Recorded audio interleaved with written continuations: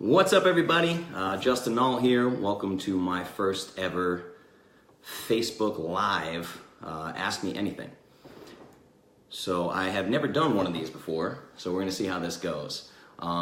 Basically, I'm going to hit the top questions that I received. So it's an Ask Me Anything, but I took the questions beforehand. Started taking questions on Monday, and I was getting a lot of repeat questions, which I figured would happen. You know, it's the way things trend. People are talking about different diet trends on podcasts, news sources, whatever. So a lot of the questions I got are very similar. So I'm going to touch on 4 or 5 of the primary questions that I got. And the number one question that I got on all social media and text and everything was the ketogenic diet. So we're going to discuss the ketogenic diet. I'll give you basically a crash course of it. I'll tell you my favorite parts about the ketogenic diet, who I think the ketogenic diet is right for. And I'll also explain where I think people are going wrong with the ketogenic diet, because it's very easy to make mistakes and do things incorrectly and actually have it, I guess it can negatively impact your health depending on how poorly you do it. So we'll talk about the ketogenic diet. That's going to lead us into my number 2 question, which is cholesterol. And if you lower carbohydrates and eat a bunch of fat, isn't your cholesterol going to skyrocket and go through the roof, which is not true. So we'll clear up that misconception about cholesterol. I got a lot of questions about intermittent fasting, so I'm going to talk about intermittent fasting quite a bit. We'll run through it pretty quickly. It's awesome. I'll tell you why I think it's awesome, and I'll tell you how to do it correctly. The other thing that I want to touch on is just lifestyle changes. It seems to be pretty difficult for a lot of people to get their nutrition under control. I think that a lot of that spawns from people starting fitness first and nutrition second, which I think is a mistake. So we'll talk about that too. So basically we're going to talk about the ketogenic diet, we're going to talk about cholesterol, we'll talk about intermittent fasting, we'll talk about lifestyle changes. So it's going to be fun. First and foremost, before we dive in, do all the cool stuff like share and like and don't click the like button, that's boring. Click the little, click a reaction button, like the heart or that. Click the little wow guy. You're like, I like this. I like when that guy talks. I like that. That's cool. Good. I got a like. Cool. Thank you. All right. So we're gonna dive right in. I'm gonna pull this up on my page as well and share it to my personal page. So if you want to do that too, you can. I think you can share it directly to your page, so you can broadcast to people. Let's see. Yeah, I shared it to my timeline. Do the same. Share it to your timeline so we can talk to a lot of people and figure some of this stuff out. So let's start with step 1. That's going to be the number 1 topic that we have, which is the ketogenic diet. So the ketogenic diet has a ton of misconceptions around it. And I kind of blame podcasters, honestly, because there's a lot of guys, Joe Rogan, Brennan Schaub, all these really, really popular podcasters who I like. I'm fans of theirs. I like them. I like everything they're doing. But they talk about the ketogenic diet as if they're doing it when they're really just following a low carbohydrate diet. So let's talk about the difference between keto and paleo. I own a paleo nutrition company. Let me start by saying that too. For people who don't know me, my name is Justin Nault, and I am the founder of the Clovis Culture, and I invented all of the formulas for the perfect paleo powder. I'm also a certified nutritional therapist. I'm a certified specialist in sports nutrition. I've worked with dozens and dozens of clients with nutrition and fitness in a one-on-one setting. I work with professional athletes, MMA fighters, that kind of thing. So I build custom plans for people who want to improve their lives in one way or another based on their goals. So that's it. We'll get credentials out of the way, all that nonsense. I don't really care much about credentials. Some people do. So cool. That's how I can tell you some advice, right? So keto versus paleo. I eat a strict paleo diet. I have for 5 or 6 years. Paleo being you're just removing unprocessed foods. You don't have soy. You don't have any grains. You don't have dairy. And paleo doesn't actually limit carbohydrates or sugar. That's the big difference, is paleo is not automatically keto, and keto is not automatically paleo. So let's kind of break that down, right? I believe that you should eat a paleo-friendly diet. Where keto and I differ is keto does allow dairy because dairy is very high fat and it works well for a ketogenic diet. So people compare the ketogenic diet to Atkins. So let's dive into that as well. Low carb is not the same as ketogenic. You are not ketogenic unless you are in a state of ketosis. Now, in the beginning, it's going to be difficult to do that because an average person, average American, eats about anywhere from 300 to 600 grams of carbohydrates in a day. Literally 300 to 600. It's the biggest macronutrient in America, period. So you're talking 300 to 600 grams of carbohydrates. If I were to put you on a strict ketogenic protocol, I would have you at 30 grams or less, male or female. 30 grams or less. Females, probably 30 grams or less. Males, I might even take you to 20 grams or less. So, I mean, you're talking 10 to 20 times less carbohydrates than an average American eats. This is not a low carbohydrate diet. A low carbohydrate diet is anything 100 grams net carbs and below. So if you don't know what a net carbohydrate is, you take total carbohydrates on nutrition facts. Just below it, you're going to see dietary fiber. Take total carbs minus dietary fiber, you end up with net carbohydrates. These are usable carbohydrates. Your body can't digest fiber, so it doesn't count. There's a long story there. Your gut bacteria does digest it, but your gut bacteria is not a part of you because the inside of your stomach is actually outside of you. Mind blown, right? It's crazy. Think of a tunnel going through water. You're not in the water, you're in the tunnel. So anything in your digestive system is not actually in your body until your body allows it to pass into your bloodstream. Then it's in your body, right? So your bacteria digest fiber. Net carbohydrates, total carbs, minus dietary fiber, total net carbohydrates. I'm gonna have you under 30, maybe under 20. A low carbohydrate diet is anything under 100.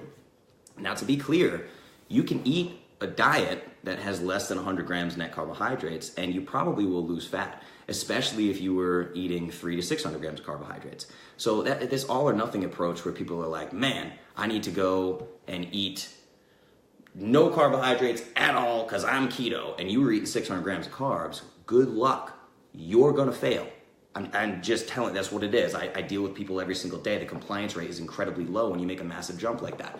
So if you don't need to lose 20 pounds in 2 weeks, which I do with people on a regular basis, you know, I'm gonna cut 11 pounds off of an MMA fighter next week. I'll probably do it in 3 days. So it's incredibly easy to cut weight off of people if you're willing to be very, very strict, but it's not fun. That's the difference. So if we're talking about lifestyle change, it has to be sustainable, right? So if you're eating 300 grams of carbs, switch to 100 grams of net carbs and see how you feel. Right? And just take it from there. So that's keto versus low carb. Low carb, I recommend a low carb paleo diet. No soy, no dairy, no gluten, no grains, no beans. Go strict paleo. Take it under 100 grams net carbohydrates. See how you feel, right? A ketogenic diet is used in my practice. I use it therapeutically. If you're dealing with an autoimmune disease or leaky gut or some real serious problem, then I think you should do a ketogenic diet. Ketogenic diet has been proven to help epilepsy in children. It's been proven to help Alzheimer's. It's been proven to help cancer. There's a great book. Check out the book called Tripping Over the Truth, The Metabolic Approach to Cancer, which is absolutely mind-blowing how, I mean, you can essentially beat cancer just through the ketogenic diet. And this is proven over and over and over and over, but doctors aren't allowed to say it to you because of bureaucracy. It's horseshit, but whatever. So anyway, that is ketosis. Now, you get into a state of ketosis when your body is burning fat for fuel, but your body can't burn fat directly. It has to convert fat into something called ketones, which is why you see a lot of companies now selling exogenous ketones. If you think you're gonna buy exogenous ketones, shove your body into ketosis and burn fat, it's not gonna happen. You're gonna burn the ketones will be in your bloodstream, so if you prick your finger and you take a blood strip and see what your ketone levels are at, your ketone levels are gonna be jacked, because you just drank a bunch of ketones. You're not taking your body fat, converting it into ketones and burning it. You're wasting your money.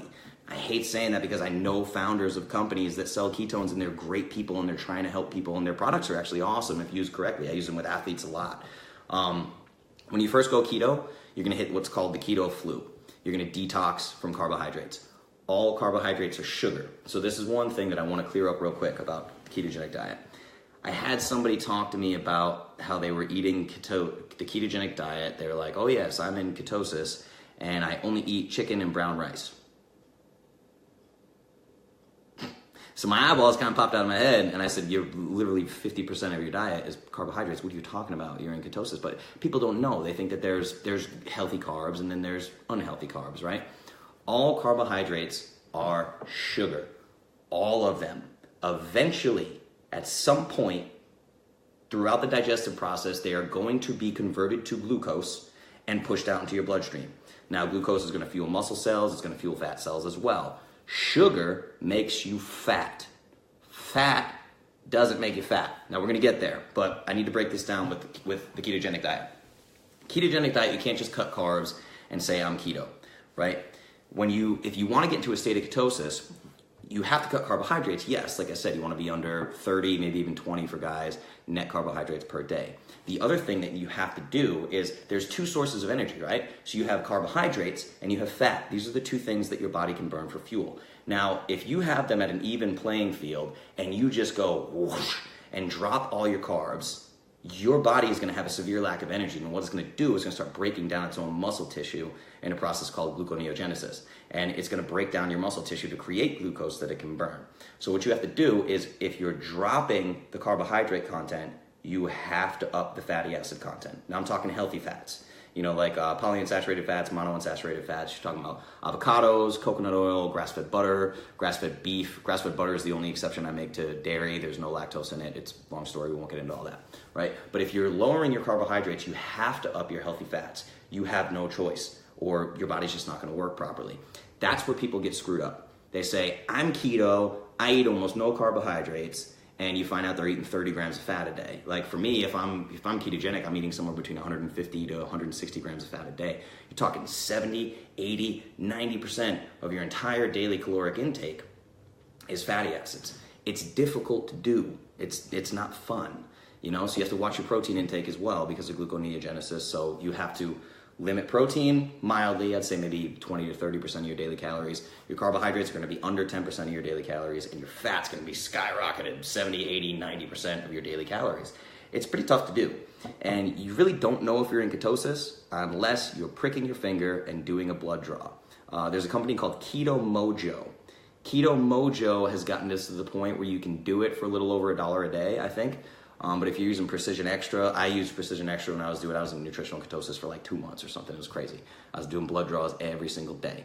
So people go get the P sticks. The P sticks are completely ineffective after 3 or 4 weeks. Once your body starts, the P sticks only measure extra ketones that you don't need, that your body's flushing out. So it's kind of useless, honestly. So unless you're pricking your blood, you don't know if you're in ketosis. You don't know if you're on a ketogenic diet. Really, that's all there is to it. So it's a little tricky. So I'm going to give you my best resources for this. The first guy that I would look up is a friend of mine. His name's Rob Wolf, ROBBWOLF. Now, any resources that I give you during this little session, I'm going to put them in the comments section. So if you share this to your page or anything after the fact, we can give you links to all these things. Rob Wolf has a keto masterclass, keto, K-E-T-O, masterclass. I'll give you a link if you just look up Rob Wolf Keto Masterclass. That's probably the best resource that I can give you because Rob is freaking brilliant. He's a mastermind in everything, including jiu-jitsu, and beats me up, and it's unfair. But anyway, so check out Rob Wolf's Keto Masterclass. It's fantastic. He also will break down the importance of electrolytes, which a lot of people miss in a ketogenic diet. The other one is Mark Sisson. Just came out with a book called The Keto Reset. So check out The Keto Reset. It's fantastic. Mark has a lot of stuff really geared towards runners. So if you're a distance runner, this will explain how you can literally change your life by becoming fat adapted. My MMA fighter, man, she felt like shit the first week, and I gave her exogenous ketones to help her get through it, just to feel a little bit better. And a week later, she's coming back to me telling me, no matter what my coaches do, they can't make me tired. Literally, I'm running 10 miles, I'm running sprints uphill, I'm rolling 3 times a day, I'm doing strength and resistance training, and just feeling great.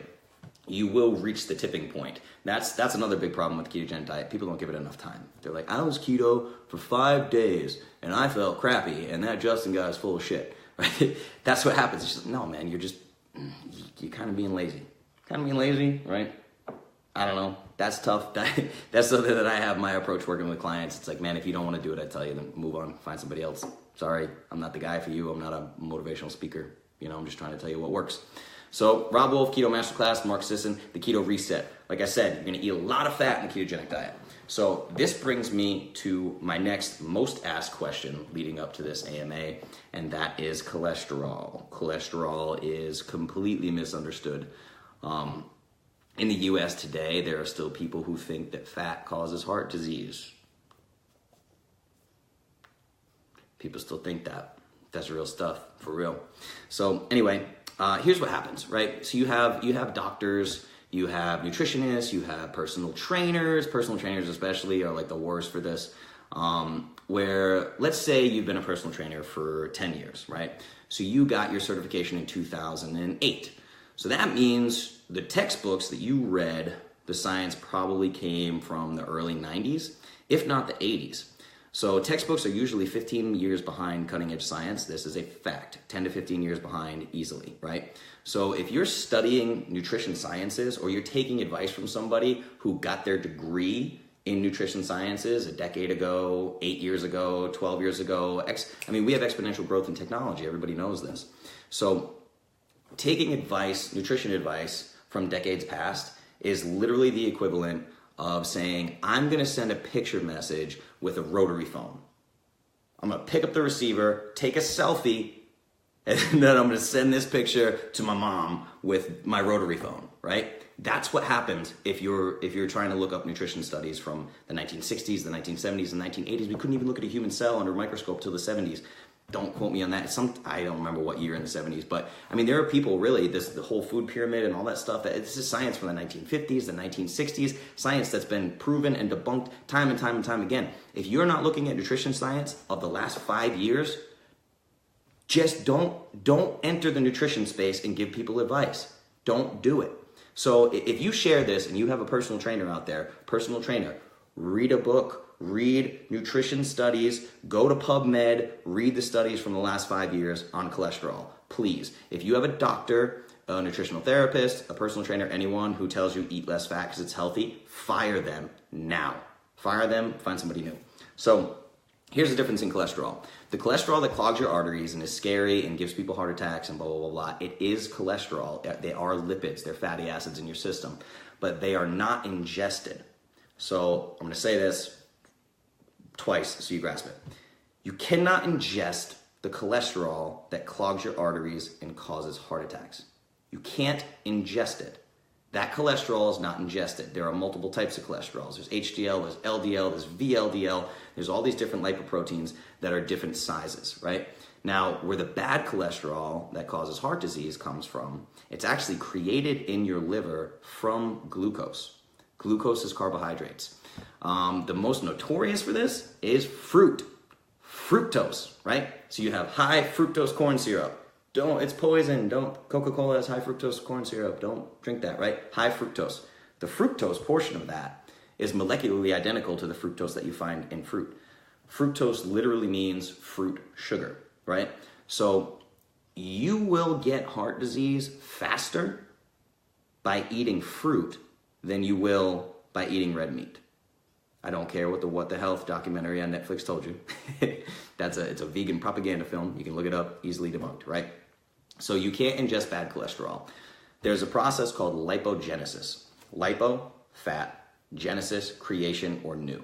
So the creation of new fat. Now, lipogenesis is the creation of new fat from molecules that are not fatty acids, other than fatty acids, namely glucose. So fructose, fruit sugar, is processed directly in the liver. It's the only one that goes directly to the liver. There's glucose, fructose. Fructose just shoots directly to the liver and is processed there.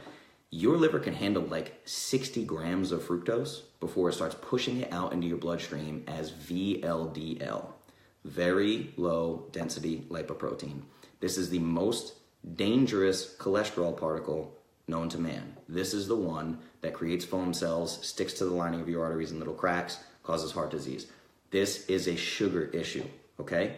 Red meat does not cause cholesterol in your arteries. It doesn't clog your arteries. It just doesn't. If you can find me scientific data that backs that up, sure, send it to me. But the problem is you're running studies that are correlation versus causation.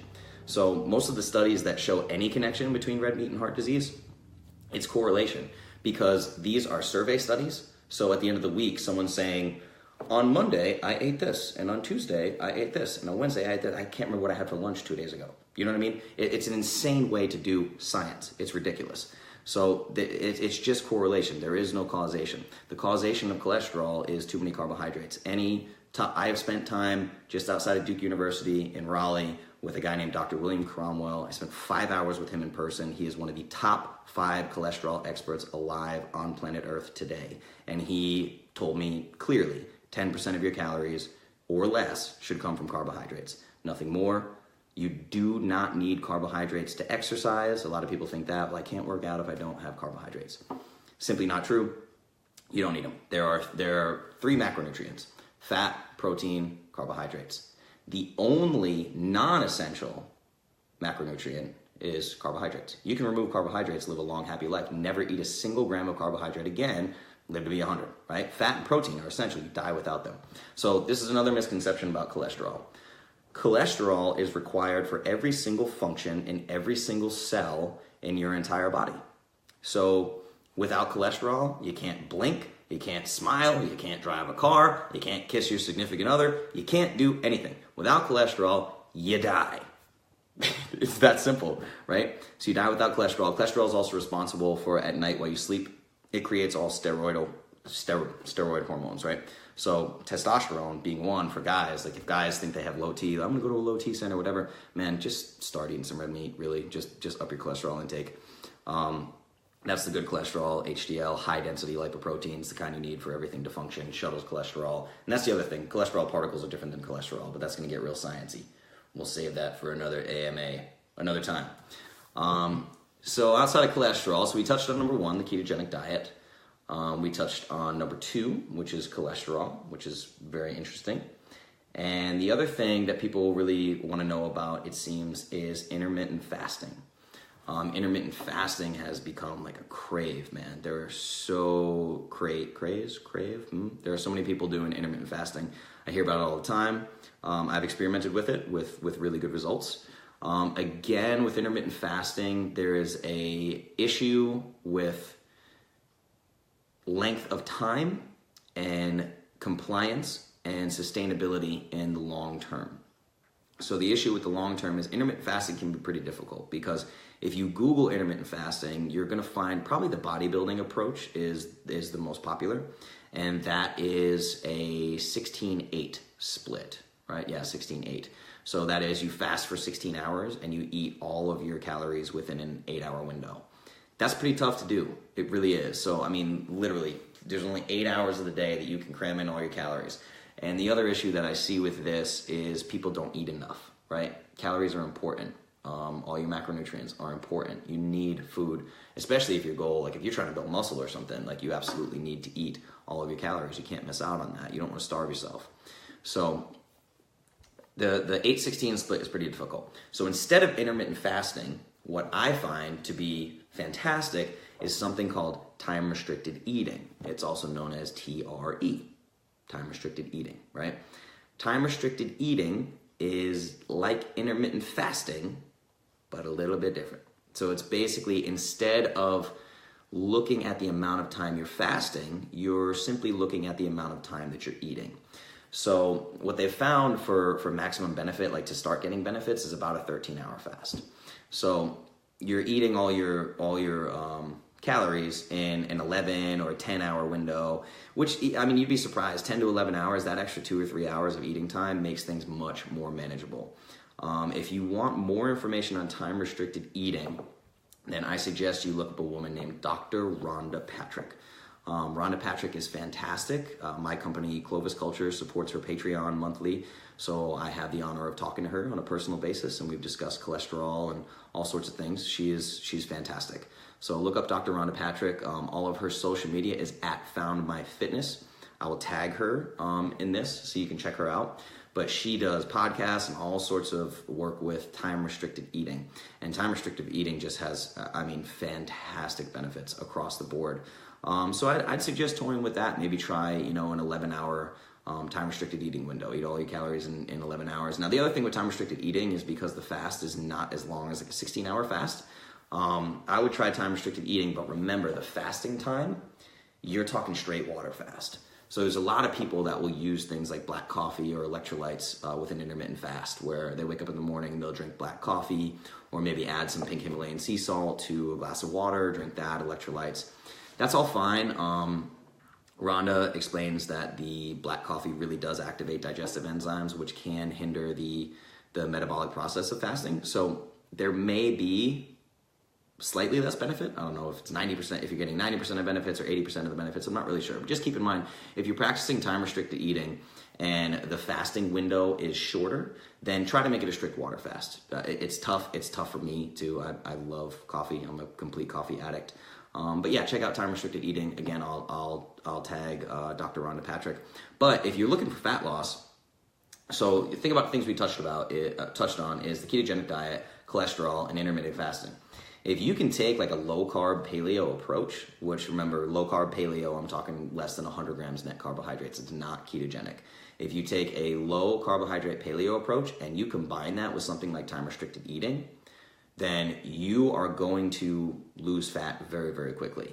If you combine a ketogenic diet and time restricted eating, it's insane. So I've done a rapid fat loss protocol with many, many people.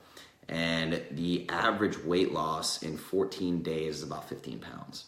So, I mean, I'm talking, you can cut a pound of fat a day off yourself very, very quickly. And the more weight you have to lose, the faster you're going to lose weight. So if you're obese or you're feeling helpless or anything like that, and you're willing to just say, you know, the next 4 weeks, I'm going to be strict as hell. I'm going to combine a ketogenic diet with time restricted eating or straight up intermittent fasting.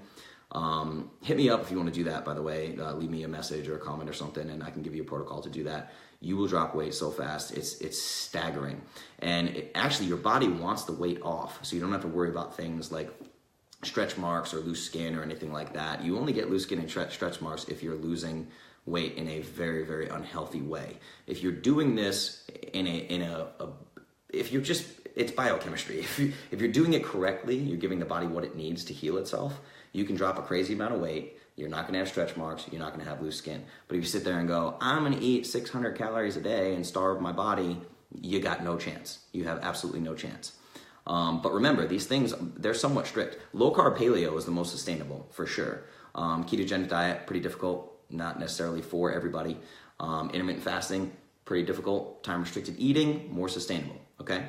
So let's talk about lifestyle change. Let's get into that. So we have the ketogenic diet, cholesterol, intermittent fasting, and now we get to the part of lifestyle change. Lifestyle change is going to be the hardest part of this talk because I'm really big on self-discipline. I'm really big on not making excuses. I'm really big on not listening to societal pressures. So the way that I feel in general, this is kind of a mindset approach, right? So if I want to take advice from somebody, I'm going to take advice from the 1%. I'm not going to take advice from the 99%. It's just not the way I operate. So what happens when you try to make a lifestyle change, right? Let's talk about this because I've been going through this for 6 years now. When you make a lifestyle change, especially if you become a certified nutritional therapist, which is something that I have done, anytime you sit down at a table where there is food involved with anybody, especially your family, they are going to tell you how wrong you are. They're going to tell you what they read. They're going to tell you what they saw on Facebook. They're going to tell you what their sister's mother said. They're going to tell you all this crazy horse shit that they have no evidence of, right? They're going to beat you down. It is much more difficult to be healthy with your nutrition in American society than it is to be unhealthy with your nutrition. It's way easier. Trust me. If you're eating like shit like everybody else, you have an easier time. No one's going to bust your balls about that. Right? I catch hell all the time for the way I eat. It's very, very difficult. So don't listen to your grandma. Don't listen to your Auntie Sue. Don't listen to whoever is giving you nutrition advice. This is why lifestyle changes are so difficult. I call them societal pressures, right? You need to be willing to ignore societal pressures. You need to be willing to say, hey, I hear you. Thanks. I get it. I'm going to do my thing. You do yours. This is a decision that you make.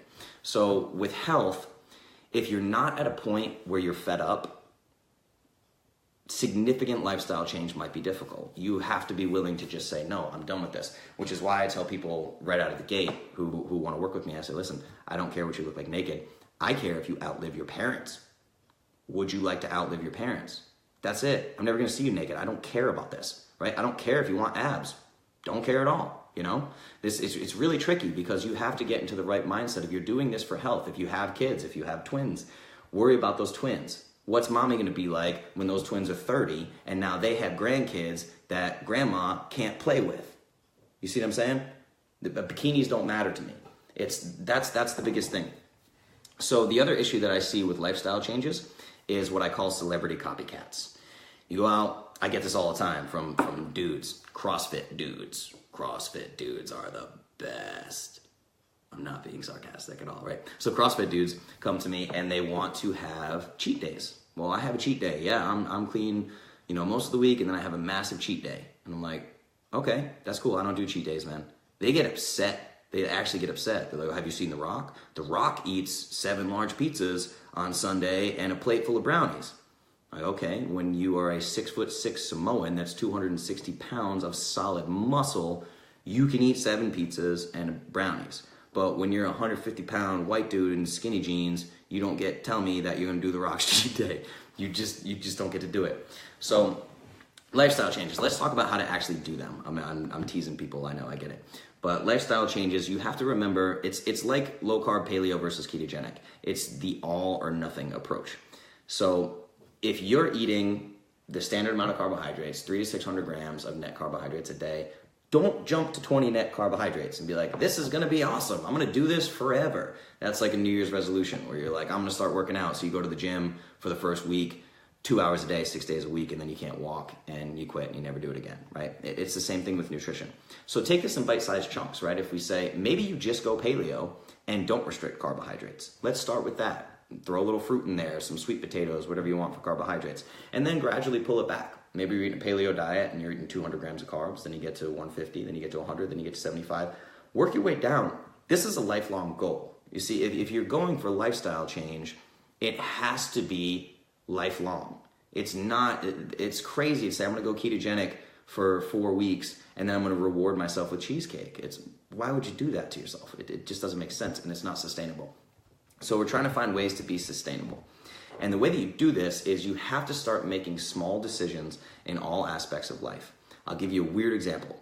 I take an ice cold shower every single morning. It's the first thing I do. And it sucks. Every time it sucks. It's horrible. When it's 11 degrees outside and I take the cold knob, I got old school 2 knobs, I just do the cold knob and I stand under that bitch and I freeze my butt off. It's horrible, but I do it every single day. Why? Because one, when you're done, you feel fantastic. You feel like you drank a cup of coffee. But it's always terrible. But because I've made a decision that this is something that I'm going to do. So if I'm working that day as an entrepreneur and some silly issue comes up, it's empowering when you have decided to do something and you do it every day. Consistency is key. So if you say, I'm not going to eat 300 grams of carbohydrates today, I'm going to eat 200 grams of carbohydrates, and you do that, and you do that for 7 days straight, and you feel pretty good about it. And then the next week, you're going to say, now I'm going to eat a little less carbohydrates, right? It's just the consistency of making positive decisions all the time, because you don't become, I get this question a lot, right? People like to tease overweight people. I don't. It bothers the hell out of me when people do, because they say, this person's 300 pounds. You would have thought that at 200 pounds, they would have thought, oh man, I better get a handle on this, right? But it doesn't. You see yourself in the mirror every day. It's slow, incremental changes. Okay, I'm at work today and this person brought donuts. I'm gonna eat 1 donut. Then 2 weeks later, that person brings donuts again. I'm gonna eat a donut and a half. I'm gonna eat 2 donuts. Then I'm gonna skip the gym today. Then, I bought some groceries that I should go home and cook, but they kept me 2 hours late at work. I'm gonna grab Wendy's this time. Those little small decisions add up. That's the issue. So you can either make good decisions all the time, or you can make bad decisions all the time. It's going to be one or the other. That's the thing. I run into people that tell me that they eat perfectly. I'm like, okay, what was Monday like? Well, Monday, someone brought something to the office and I had some. That's different. Okay, what was Tuesday like? Well, Tuesday morning, the kids had trouble getting to school, so I just grabbed a bagel. And okay, what was Wednesday like? Wednesday, I ate a salmon salad. Bam, I eat healthy all the time. I'm like, so it's tough. It's not their fault. I understand, life happens. It's very tough, but you have to make the decision. So that's the biggest thing with lifestyle design. That's what I call is lifestyle design, designing the lifestyle that you want for yourself. It's a decision that you have to make, right? If you want to start meditating, don't start meditating for an hour a day. You're not going to do that. Do 10 minutes every day for 10 days straight and do not skip it no matter what. Start there. If you want to read every day, read for 20 minutes a day. Don't read a novel or say I'm going to read 3 books a week, right? The same with nutrition. Just start making better choices. You have the rest of your life to get healthy, right? Unless you're in some dire consequence where, I don't even know. I don't even want to get into that because that gets wonky with curing diseases with nutrition. We're not allowed to talk about that stuff. So I think what I'm going to do now is, since I've gone through the ketogenic diet crash course, we talked about cholesterol, we talked about intermittent fasting, we've talked about lifestyle change. So I'm just looking at my notes over here. What I'll probably do, we're about 35 minutes into this, so I might wrap it up here soon, but what I like to do is some actual Q&A. First and foremost, again, if you enjoyed this, like it, share it, click those little crazy emoji things. I don't know what else to do. I need to be better at this. Leave me comments what you liked, what you didn't like. I'm also going to take all the resources that I did name, like the Rob Wolf Keto Masterclass, Mark Sisson, the Keto Reset. We talked about Dr. Rhonda Patrick. We talked about Keto Mojo. All these things, any recommendations that I gave, I will put in the comments. So I'll give you direct URLs to those. Also, let me know when you would like to see me do these things. I think I'm going to do every Wednesday at 6 p.m. Central, but I might do 2 a week. Maybe I'll do 2 a week. Depends on how many questions I get. So all throughout the week, I'd like to have people send me as many questions as they can think of. Just send me anything.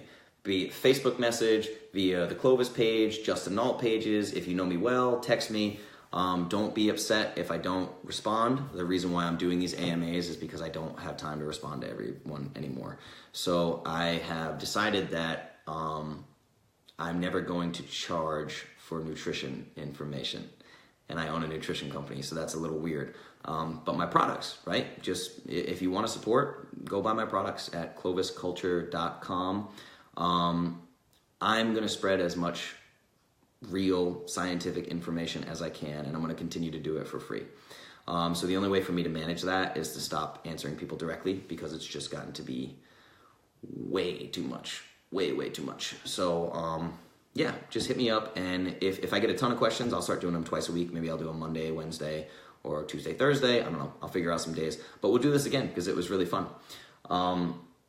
So yeah, share this with all your followers, do all that fun stuff, and let's talk questions. So we have one right here, Courtney. Hey Courtney, how are you? Can I have dairy on keto diet? Yes, you absolutely can. So I explained this in the beginning that ketogenic does not mean paleo. Paleo does not mean ketogenic. Paleo does not restrict carbohydrates. Ketogenic does restrict carbohydrates. So, and paleo says no dairy. Keto, dairy is allowed. So be careful, right? Grass-fed butter, fantastic. I think grass-fed butter should be considered paleo as well. There's no lactose in it. Grass-fed butter, Kerrygold is a great brand, but there are some other brands that are popping up everywhere. Be careful with dairy, because a lot of dairy comes from feedlot cattle. So remember, antibiotics, hormones, all the really crappy things that you don't want to eat, those are fat soluble. They're stored in the fat of the animal. So that's the real difference between feedlot cattle and 100% grass-fed cattle, is all the toxins in their diets, it's stored in their fat. So you don't want to eat, don't go get like Cracker Barrel cheese at Kroger. Just don't do it. You can get grass-fed cheese. The other thing you can do is sheep's milk cheese or goat milk cheese. And it's all milk. It's no, you will not notice a difference in taste. I'm telling you, it's not gross. So yes, you can have dairy on a ketogenic diet. So can't wait to order pre and post workout. Thank you. That's awesome. Please do that. Here's what I'll do for you guys that are here. Don't share this because, well, yeah, let's just go for it. Use promo code Justin10. Bam, there you go. It'll give you some money off of your purchase. Let's go ahead and do that. Clovisculture.com. Use promo code Justin10. You'll save some money because I love you guys for being here. Thank you so much. So there was another question from that we saw. It was earlier. Red meat, right? Different types of red meat.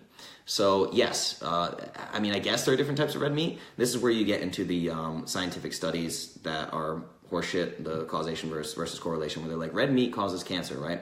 Well, if you're studying Oscar Mayer salami or bacon or something like that, yeah, you're going to run into some serious problems. If you're having red meat from 100% grass-fed, like I get my grass-fed beef from a farm here called Tennessee Grass-Fed. So if you're in Tennessee Grass-Fed is in Clarksville. They're amazing. They deliver to Nashville twice a week. So I get a whole freezer. I buy a quarter of a cow at a time. My family splits it up. You get fillets, you get ground beef, you get everything. So 100% grass-fed beef, that's what you're going to want to stick with if you're going with red meat. Either that or wild game. We're in Tennessee. A lot of people hunt. I have some game meat in my freezer at the risk of getting politically correct people mad at me. I have a lot of meat that I have procured myself that I eat, so I know exactly where it comes from. That's the thing. You just have to be careful with quality, because where I agree with people on the red meat issue is you don't want to eat red meat from feedlot cattle. You really don't want to.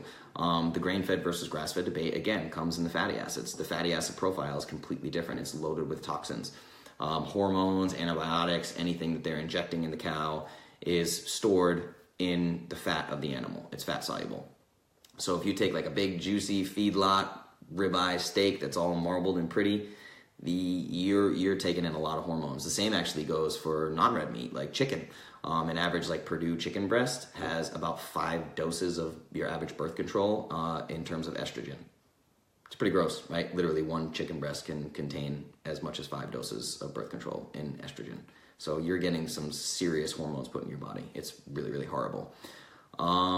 So what else we got? You guys have any questions? I'm gonna watch this little comment thread here. There's 16 of you, 17 of you. Oh my God, this is crazy. This is like playing a gig or something. So if you have any questions, ask them. Whoa, hey, Jackie's excited. Hi, Jackie.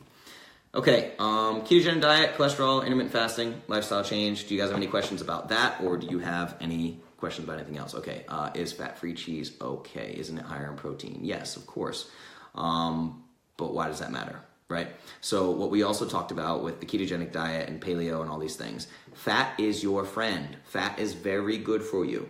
So if you're going to use dairy products, go full fat. This goes for milk as well, whole milk. If you can get raw milk, it's actually illegal to sell. You got to get it from a farm that the farmer or something. Whole milk, go with whole milk. Don't go with skim milk. It's just stripping all the nutrients out of this. Dairy, if it's feedlot dairy, you don't want to eat it at all. If you're gonna eat dairy, go with full fat. Always, always, always go with full fat. Fat-free, you should take the words fat-free out of your vocabulary unless you want to die young. And I mean that from the bottom of my heart. Unless you want to die young, remove the words fat-free from your diet. Okay? Awesome. Cool. Tell me about cashews and turkey bacon. Okay, turkey bacon. No. Cashews. Maybe. It depends. You need to run experiments on yourself, right? If you eat cashews and you have any stomach issues, which you might because they are a source of lectins. Almonds, cashews, a lot of these really popular nuts, they have lectins. And lectins stick to the lining of your gut and they deteriorate the lining of your gut. The lining of your gut is only 1 cell thick. So this is the way it works. This is your gut lining, right? And there are tiny little cracks here, boop, and they're supposed to let nutrients into your bloodstream. Now lectins disguise themselves because they look just like healthy proteins. So they stick to the lining of your gut on the inside, and they wedge it open. Whoop. Now all of a sudden you have this. This is called leaky gut syndrome, where you have a permeable gut lining, right? So now you have full proteins and full food items that are not fully digested that get into your bloodstream. That causes an autoimmune response. Your body literally attacks itself. That's where inflammation comes from. If you ever fibromyalgia or lupus or Crohn's or IBS, any of these things, they all start with inflammation. It is an autoimmune response. It's autoimmune disease. You want to deal with autoimmune issues, you need to lower inflammation, you need to lower carbohydrates, and you especially need to remove lectins. If you want to learn more about lectins, look up a book called The Plant Paradox. The Plant Paradox is fantastic. It's about as close as I get to my philosophy on all things nutrition. So look up The Plant Paradox. I'll put it in the show notes here.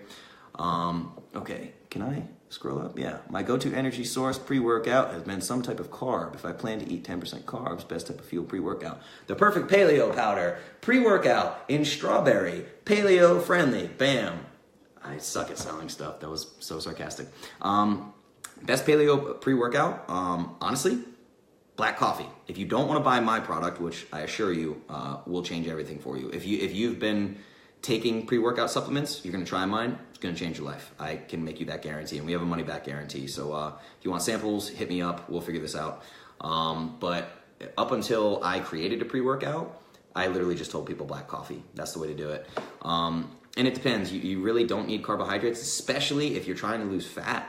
I do a lot of workouts fasted. I will do I'm talking 400-pound deadlifts with 0 food in my system. So it's not that hard. You can get through it. You can perform the same way, and it's going to give you incredible health benefits. Don't load up on carbohydrates before a workout. Don't do that. If you do want to load carbs, do it on the back end. So if you were to work out fasted and deplete muscle glycogen, then boom, hit some carbs in like a 90-minute window after that workout, slam some carbs. That's the way to do it. If you're going to carb load, do it on the back end. Okay, is beef that is labeled grass-fed all good? Okay, here's the problem. The USDA did away with all grass-fed labeling in 2015. There is no regulation for grass-fed beef whatsoever in America. This is so disheartening. It drives me crazy. This should be illegal. This is why I go to local farmers. Again, Tennessee grass-fed. Tiffany, you're here in Tennessee, so look up Tennessee grass-fed. They're fantastic, and they'll deliver to you. It's really tough if you don't know the farmer. You really don't know what the hell's going on because it's the Wild West. They can label whatever they want. For example, don't buy free-range eggs. You can have 1 million chickens in a coop all on top of each other, shitting on each other's heads, and there's one little window that closes and shuts, and that opens for 5 minutes a day, and not a single chicken leaves that coop. You can call that free-range. Never get free-range poultry. Pasture-raised is the only thing you can do. Get pasture-raised, not free-range. This labeling stuff is insane. I have an article called Grass-Fed Gimmicks, clovisculture.com/blog. You can find my article on grass-fed gimmicks. Let's see what else we got. What about alcohol? Okay, my favorite topic. Bam, this is my house, and I have a fully functioning bar behind me with just about everything you can want. There's more in the drawers. It's pretty cool. Now, I have paleo wine on that side of the room. Dry Farm Wines, DRYWINEFARMS, dryfarmwines.com. Check them out. They ship paleo-friendly wines to your house at about $24 a bottle. It's fantastic. I know the founder, Todd. Todd is amazing. Todd White, if you ever see this, hey, buddy, love you. Send me some wine. It'd be cool. Alcohol. So if you don't want to do Dry Farm Wines, which is, it's a delivery service and you can't just walk out to the store and get it, very dry red wines. I don't recommend anything under $10 because you're really going to be drinking mostly chemicals. The sweet spot seems to be about $16 to $24. Really dry red wines, Merlot, Cabernet, Malbec, those kinds of things. Don't get sweet wines. The same goes for all alcohol. All distilled alcohol, unflavored distilled alcohol, is 0 carbohydrate by default. Vodka, bourbon, 100% agave tequila is my favorite. It's the only alcohol that you could make an argument is kind of healthy. It's really not, but it's the least harmful. 100% agave tequila. Only acceptable mixers, water and soda. That's it. So if you get 100% agave silver tequila, mix it with soda water and a lime. It's delicious. It's not sugary. It's not sweet. Get used to it. We're trying to change your life for the better. So alcohol, again, all distilled liquors and really dry red wines. What else we have here? We have any other questions popping up before we call this thing? What about brown rice or jasmine rice? No. This is a giant misconception. So one thing that drives me nuts is, I don't know if you've ever done any research on centenarians. These are people who live to be over 100 years old, right? So all these people around the world that they have the blue zones, people that live to be over 100. They all eat rice. They all eat rice. Asians, they all eat rice. Yeah, if you're Eastern European, you're not going to digest rice because you didn't evolve the same way. It's completely, your genetics are completely different. Now, that's one. Two, the most damaging part of rice is what's called the endosperm, I believe. I think so, something like that. The outer coating that makes the rice brown. So what do these Asians have in common where they say these people live to be 100 years old and they live on a diet of mostly rice? This is white rice. The wheat aspect of it, not the wheat, whatever, the hull, the husk, I can't remember what they call it, but the outer shell that makes it brown is stripped. That's why they eat white sticky rice. White rice is so much better for you than brown rice. Now, I don't recommend eating a lot of rice because it's incredibly high in carbohydrate and has almost no nutritional value, so there's really no reason to eat it. But the misconception of brown rice versus white rice, always go with white rice. Again, read the book, The Plant Paradox, that'll talk about this. All the lectins and gut-damaging items are contained in the outer layers of those rice grains. Is LaCroix okay? Yeah, for sure. LaCroix is okay, and if you're drinking at your house, if we go back to alcohol, you're talking about tequila and LaCroix is delicious. So yeah, that's totally fine. LaCroix is great. Another company, a guy named, what's his name? I can't remember, but I met the founder of Zevia. Zevia is fantastic, Zevia. Check out Zevia. That's really tastes like straight up soda.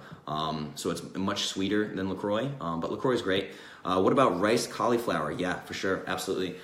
Go for it. I would much prefer that you're eating rice cauliflower than you are eating actual rice. Just be careful with ingredients. Green Giant and all these guys, they do a lot of these. There's so many vegetables out there just for fun, right? Next time you go to a grocery store, take a bag of vegetables and go, these are vegetables, this looks delicious. And especially if it has any kind of seasoning, start reading the ingredients on that shit. It will blow your mind what they put in bags of frozen vegetables. It's nuts. If you pick up vegetables, if you pick up a bag of broccoli and it doesn't say ingredients, broccoli, period, put it down and don't touch it because it's loaded with chemicals. It's really sketchy. So rice cauliflower, yes, I'd recommend you make it yourself, or just check ingredients. Get used to checking ingredient labels because it's scary what they sneak into foods. It really is. Most brands pretty good about it. Rice cauliflower, go for it.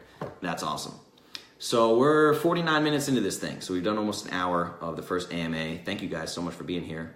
Click the little like button, click that happy face, or click the heart button. That makes me really happy. Share this, put it on your pages or whatever. So, I mean, we've gone 49 minutes. Why don't we just see if we have any other questions? If you have any other questions, hit me up right now. If I don't get questions here in a minute, we'll probably call it. But thank you guys so much for watching. My name is Justin Nault. I'm the founder of the Clovis Culture and inventor of the Perfect Paleo Powder. Check out clovisculture.com. Where do I get my hair cut? Elon Hair and Skin in Spring Hill, Tennessee. I see Janine. Janine is awesome. Call them. Is that it? We just got haircut questions now? That's what this has come to? Thank you. Thank you. AMA, again, I'm going to do this at least once a week, maybe twice a week, depending on how many questions I get. Email justin@clovisculture.com. You can find me on Facebook, Justin Nault, N-A-U-L-T. Instagram, @JustinNault. Twitter, @JustinNault. You can find everything else through Clovis Culture, clovisculture.com. Click on all the links. Go like all our pages. Share this. And hi, Mom. That's my mom there. That was adorable. Thanks. But yeah, thank you guys so much. This was awesome. So again, everything I touched on, I will put some links in what I'll call the show notes, basically just the comment sections. We'll fill you in. We'll give you all the resources you could possibly need. And hit me up directly. Let's talk. If you're having trouble with anything or you're really feeling overwhelmed, just give me a shout. I love working with people. Now, again, I'll probably tailor this to answer your questions during the AMA sessions. So I'll try to schedule these. Let me know what schedules work for you guys when you would like to see these. And we'll do more so I can answer as many questions as I can. Remember, I'm always going to do nutrition consulting for free, and this is really the only way that I can manage it. So if you think it's cool that I'm doing this, please support it. Please talk to your friends about it. Please send me enough questions that I can sustain this and keep doing it because I really, really want to. It makes me very, very happy. I've done a lot of things in my life, and this is hands down the most fulfilling work I've ever done. So I love you guys. Thank you very much, and I will see you next week or sooner. Oh, can you buy my shirts? Yes, let's do that. clovisculture.com. You can buy this shirt, this exact shirt, you can buy on clovisculture.com. Please buy them. That'd be a huge support. Then you walk around, you're walking advertising for me, right? Please do that. That'll be killer. Thank you so much, Jackie. I love you. Thank you, everybody. Like, share, ask me questions for next week. We will do it again, and come to my house and drink with me by my Jack Daniels barrel. Thank you, guys. I appreciate every single one of you. Thank you so much. I don't know how to stop this thing. Let's see. Oh, finish. That works. Bye, everybody. Thank you so much.